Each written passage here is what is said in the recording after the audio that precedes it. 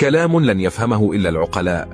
المرض نصيب والعلاج قرار، الزواج نصيب والطلاق قرار، وجود أشخاص في حياتك نصيب والاحتفاظ بهم قرار، فأنت لا تمتلك النصيب ولكن تمتلك القرار.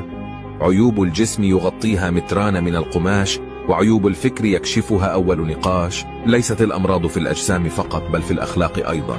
لذا إذا رأيت سيء الخلق فادعوا له بالشفاء واحمد الله الذي عافاك مما ابتلاه. مخلوقون من نطفة، وأصلنا من طين، وأرقى ثيابنا من دودة، وأشهى طعامنا من نحلة، ومرقدنا تحت التراب في حفرة. سبب المشاكل وقطع العلاقات وشحن النفوس هو نقل الكلام، فنحن بين مقصود لم يفهم ومفهوم لم يقصد. عجيب من يجد في نفسه عذرا في كل شيء، ولا يعذر الناس في أي شيء. أجمل سرقة هي سرقة القلوب بطيب الأخلاق. إن الفراشة برغم جمالها حشرة، والصبار رغم قسوته زهرة. فلا تحكم على الناس من أشكالهم، بل احكم عليهم بما تحتويه قلوبهم. كن من تكون، فاليوم تمشي وغدا مدفون.